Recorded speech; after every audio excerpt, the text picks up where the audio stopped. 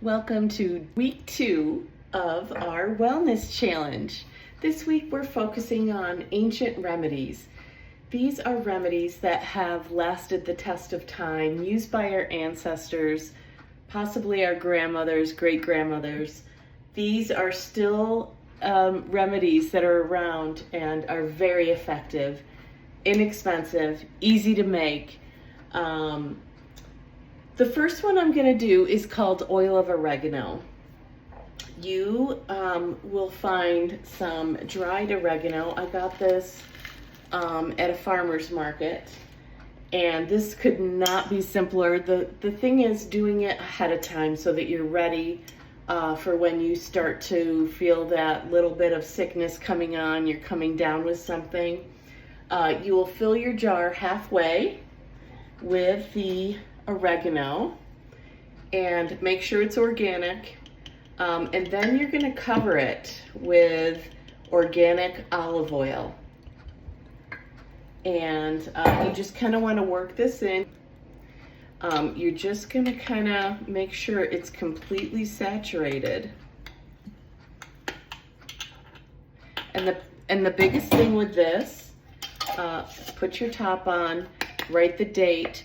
This needs to steep for 4 weeks for the effectiveness to be at its peak. So make sure you write on here what it is, write the date, write yourself a note in your calendar when it's time. You can just give it a shake every once in a while. I just put it in my pantry. This, after it's steeped for about 4 weeks, you'll take the top off. You'll strain it with something like this. You could also use cheesecloth.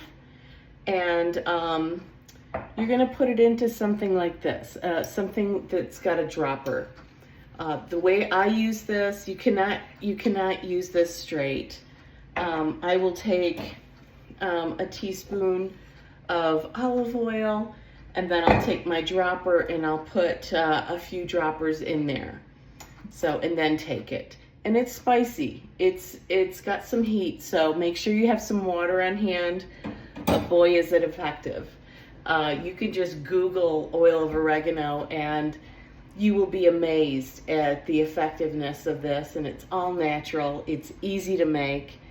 You're left with something that looks like this, and you'll just strain it, and you'll have enough for your family to get through the cold and flu season. So welcome to our second week. I hope you'll join me tomorrow.